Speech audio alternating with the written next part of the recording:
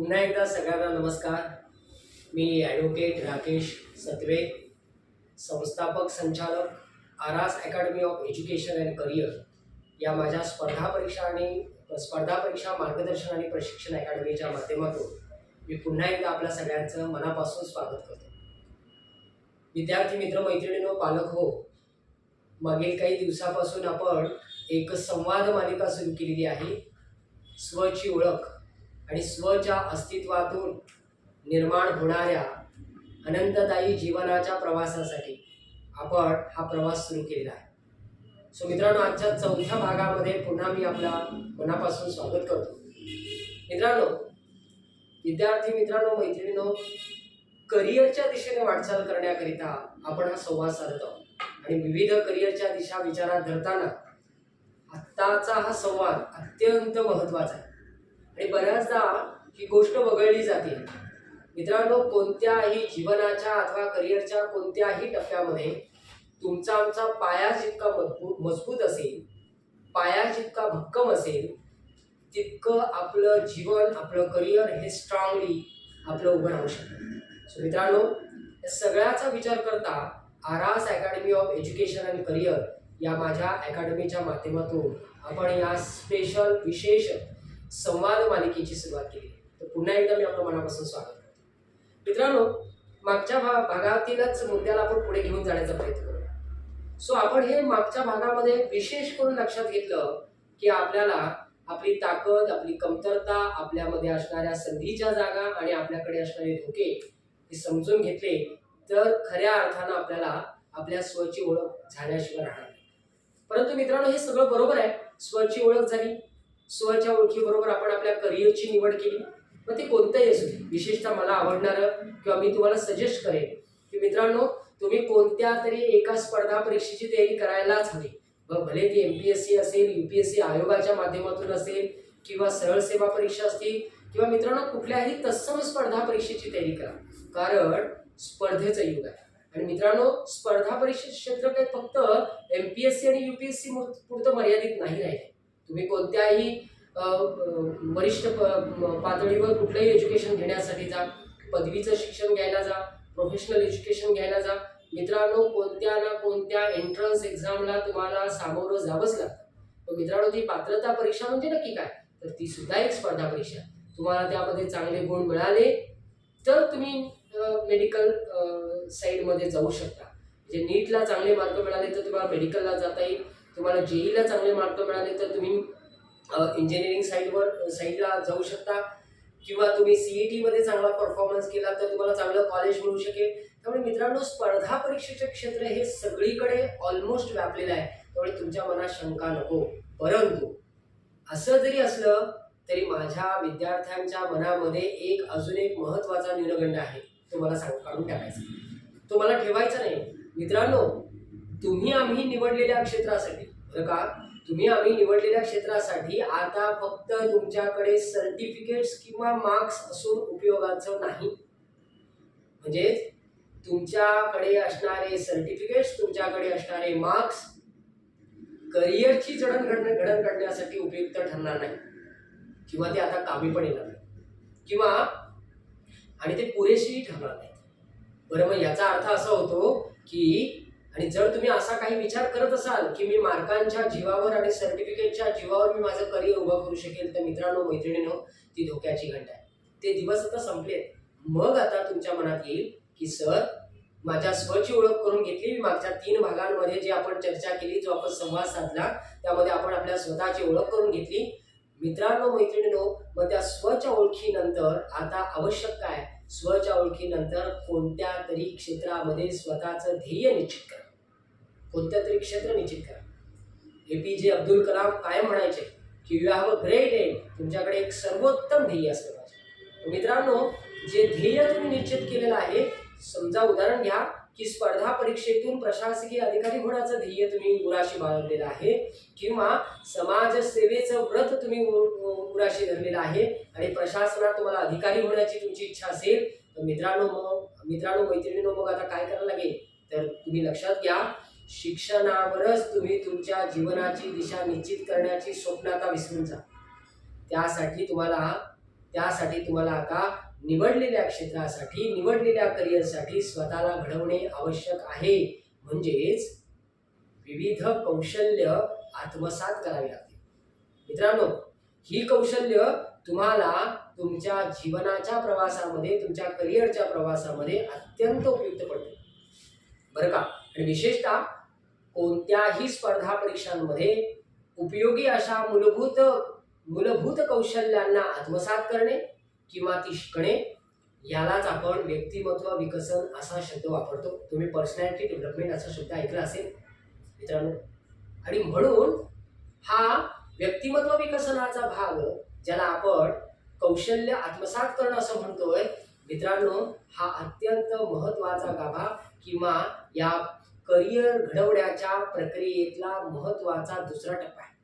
पहिल्या टप्प्यामध्ये आपण अत्यंत साध्या सोप्या भाषेमध्ये, सोप्या शब्दांमध्ये आपण आपल्या स्वतःची ओळख करून घेतली. आता आपण त्यानुसार आपल्या जीवनाची दिशा निश्चित केली आणि त्यानुसार आता आपण स्वतःला घडवायला घेतलेला आहे बरं का.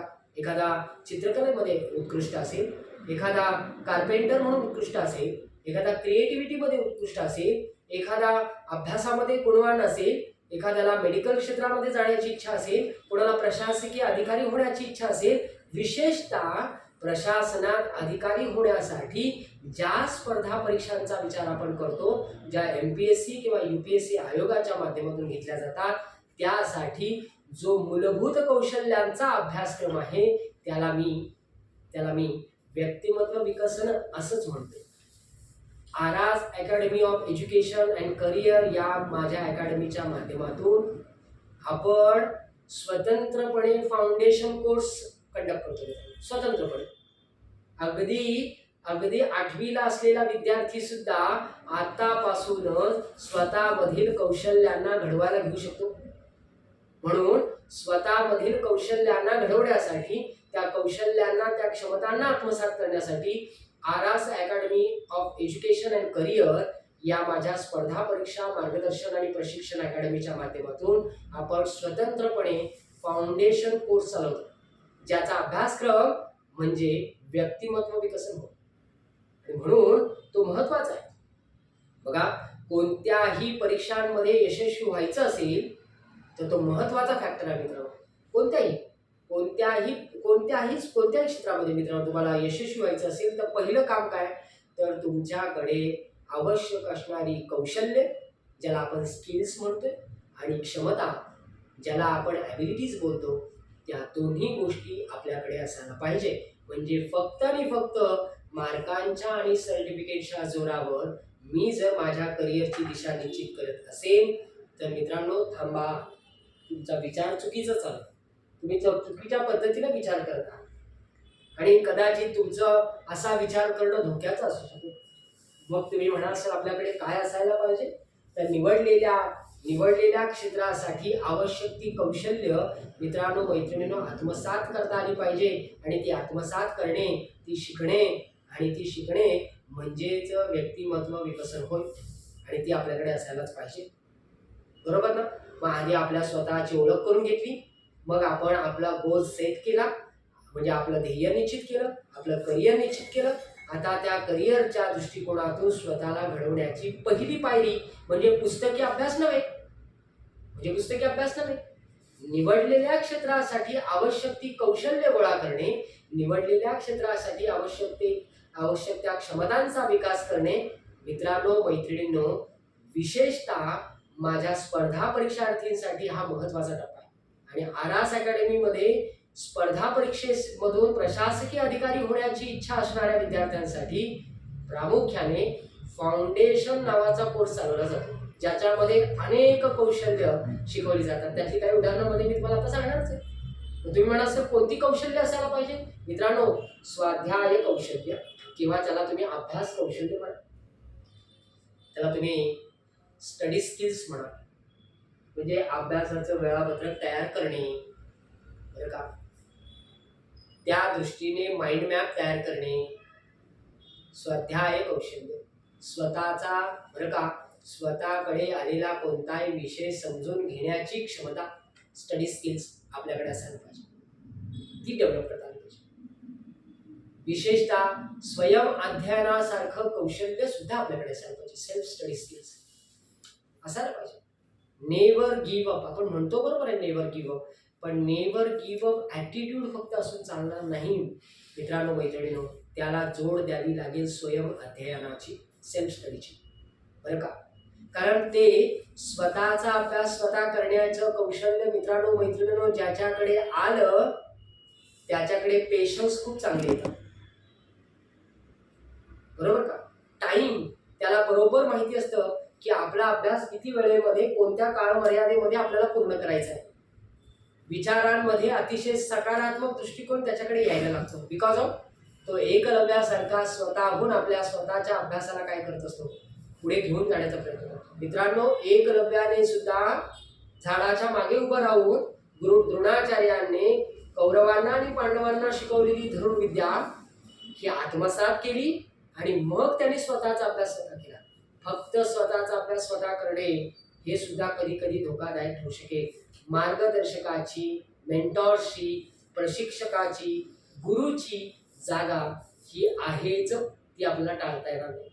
मला विचारा तर हो, विशेषतः माझ्या कोकणातील विद्यार्थी मित्रमैत्रिणींना, पालकांना मी सांगेन की होय, स्पर्धा परीक्षेतून प्रशासकीय अधिकारी म्हणून घडताना त्या दृष्टिकोनातून आवश्यक असणारं मार्गदर्शन, प्रशिक्षण, नाही का, त्याच्यामध्ये धागेदोरे, चूक काय, बरोबर काय, काय करावं, काय करू नये, सराव, मॉक टेस्ट, नाही का, विश्लेषण, आकलन, असाइनमेंट्स देऊन त्याचं केलेलं विश्लेषण, ॲनालिसिस, या सगळ्या गोष्टींचं मूल्यमापन करून ती गोष्ट आपल्याला समजून घेण्या इतपत तरी आपल्याला संस्थात्मक बांधणी असायलाच पाहिजे. म्हणून आरास अकॅडमी ऑफ एज्युकेशन आणि करिअर ही माझी स्पर्धा परीक्षा मार्गदर्शन प्रशिक्षण अकॅडमी ही माझ्या कोकणातील, विशेषतः रत्नागिरी, सिंधुदुर्ग, रायगड जिल्ह्यातील विद्यार्थी मित्रमैत्रिणींसाठी अतिशय प्रामाणिकपणे, बरं का, आपण खूप सारे कार्यक्रम, मी तुम्हाला आता या व्हिडिओच्या माध्यमातून जो संवाद साधतोय तो आपण प्रत्यक्ष लाईव्ह सेगमेंटमध्ये म्हणा, फेसबुक लाईव्हच्या माध्यमातून, विविध संस्थांच्या माध्यमातून, एज्युकेशन इन्स्टिट्यूशन्स असतील, ग्रामपंचायती असतील,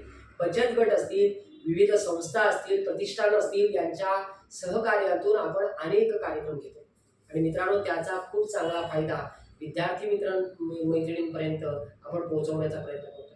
काय करायला हवं, कोणत्या टप्प्यात काय करायला पाहिजे, कोणत्या टप्प्यात काय सुरुवात करायला पाहिजे, याची जाणीव आपल्याला असायला पाहिजे. म्हणून त्याच्यासाठी अशा काही महत्त्वाच्या कौशल्यांची आपल्याकडे जोड असायला पाहिजे. तर ज्याच्यामध्ये स्वाध्याय कौशल्य, स्वयं अध्ययन कौशल्य, वेळेचं नियोजन, मित्रांनो, टाइम इज मनी, खूप इम्पॉर्टंट आहे. संवाद कौशल्य, संभाषण कौशल्य, मित्रांनो, कम्युनिकेशन स्किल हे अत्यंत महत्त्वाचं आहे. ऐकण्याची सुद्धा एक कला आहे, बरं का. आणि संवाद साधण्याचे एक उत्तम तंत्र आहे जे आपल्याला स्वतःला अवगत करता यायला हवं. मित्रांनो, आपल्याकडे खूप चांगलं नॉलेज असतं, मित्रमैत्रिणींनो, आपल्याकडे उत्तम ज्ञान असतं, परंतु त्या ज्ञानाला आपल्याला मांडता येत नाही, आपल्याला त्याचं सादरीकरण करता येत नाही. त्यामुळे ते सादरीकरण करता येणं, तो संवाद साधता येणं हा महत्त्वाचा भाग आहे. मित्रांनो, सोशल मीडियासारख्या माध्यमांमुळे आपले वाचन संस्कृती लोप पावत चालली. आपल्या वाचनाचा जो ओढा आहे तो कमी होत चाललाय. परंतु मित्रांनो, हे धोक्याचं आहे. त्यामुळे ज्ञानाची कमतरता फक्त आणि फक्त त्यामुळे का, तर आपण वाचतच नाही, आपण फक्त फॉरवर्ड करतोय. आपण याचा मेसेज त्याला, त्याचा मेसेज त्याला, या पद्धतीने आपण फक्त फॉरवर्डिंग करतोय, आपण वाचत नाही. आणि 2-4 लाईनमधून तत्वज्ञान हे व्यक्त कदापि करता येत नाही. अनेक पुस्तकं आहेत, अनेक ग्रंथ आहेत, अनेक मासिकं आहेत, अनेक चालू घडामोडींची पुस्तकं आपल्याला पाहायला मिळतात. विशेषतः आरास अकॅडमीच्या माध्यमातून लवकरच, नाही का, 2023च्या चालू घडामोडींचं पुस्तक आपल्या समोर येणार आहे. आणि ते देण्याचा उद्देश काय, की नेमकेपणानं बातमी कशी वाचावी, नेमकेपणाने त्या बातमीतले मुद्दे कसे शोधून काढावेत आणि त्याचे नोट्स कसे तयार करावेत, याचा सुद्धा विचार आपण त्यामध्ये मांडणार आहोत. आणि ते आपल्याला खरंच चांगलं. म्हणून वाचन, उत्तम वाचन कौशल्य, वेगवान वाचन कौशल्य, better and faster reading skills, मित्रांनो, आपल्याला गरजेचे आहे. आकलन कौशल्य, कम्प्रेन्शन स्किल, समजून घेणे, समजून सांगणे खूप महत्त्वाचा फॅक्टर आहे.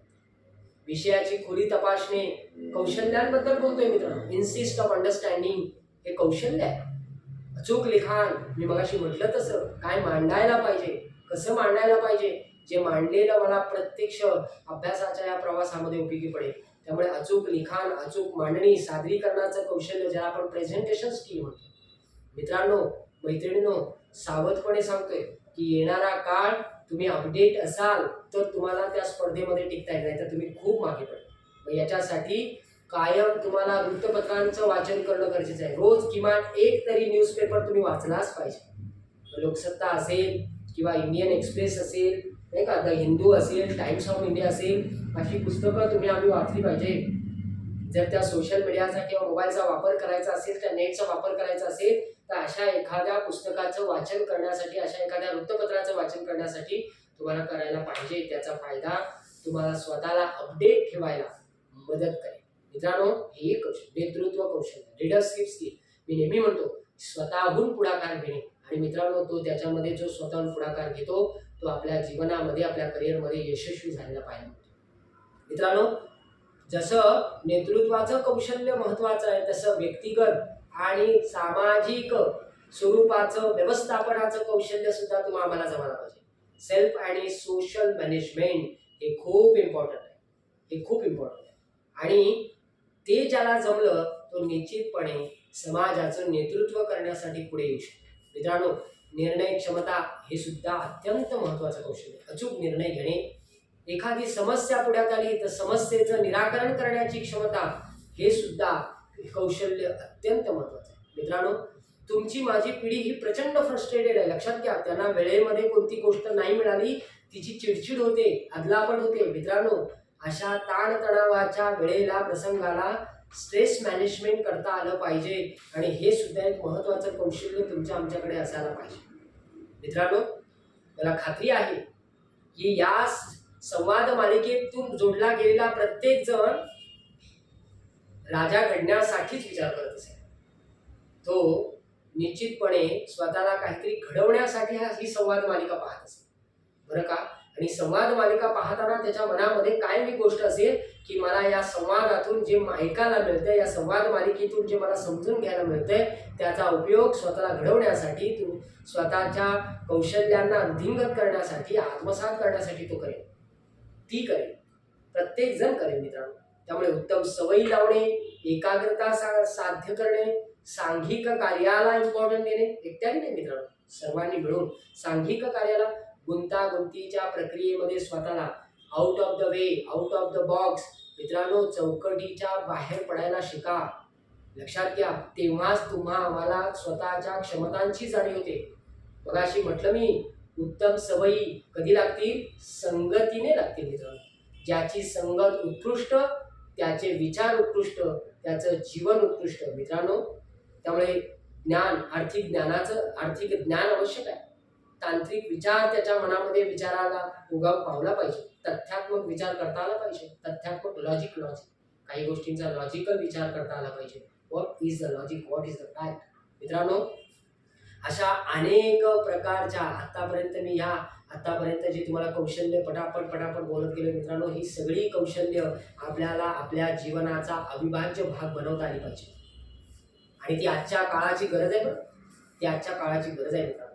आणि म्हणून फक्त मार्कांच्या आणि पुन्हा एकदा त्याच मुद्द्यावर येईन आणि आजच्या सेशनमध्ये थांबेन. पुन्हा त्या सर्टिफिकेट किंवा मार्कांच्या मागे न लागता मी पुन्हा एकदा त्याचा उच्चार करेन की त्यांनी तुम्हाला तुमचं जीवन घडवता येणार नाही, तर आम्ही आत्मसात केलेली कौशल्य, आम्ही आत्मसात केलेलं ज्ञान, आम्ही आत्मसात केलेली क्षमता, हे आपल्या करिअरला, आपल्या व्यक्तिमत्वाला घडवण्यासाठी अत्यंत महत्वाची ठरते. मित्रांनो, साहजिकच त्याचा विचार करा. मी मनापासून तुम्हाला धन्यवाद व्यक्त करतो की तुम्ही या संवाद मालिकेमध्ये इन्व्हॉल्व झालेले आहात. मी जे व्हिडिओ क्रिएट करतोय तर त्यामध्ये प्रामुख्याने हे बोलायला सारखं विसरतोय की हा व्हिडिओ तुम्ही लाईक करा, हा व्हिडिओ तुम्ही शेअर करा, आणि आपल्या यूट्यूब चॅनलला 100% सबस्क्राईब करा, आणि तुमच्या मित्रमैत्रिणींना सुद्धा हे व्हिडिओ शेअर करा, ज्यामुळे आपल्या कोकणामध्ये एक स्पर्धा परीक्षेची प्रचंड मोठी चळवळ उभी राहील. आणि आपल्या कोकणातून मी खरंच सांगतोय, चांगली माणसं. आजच सकाळी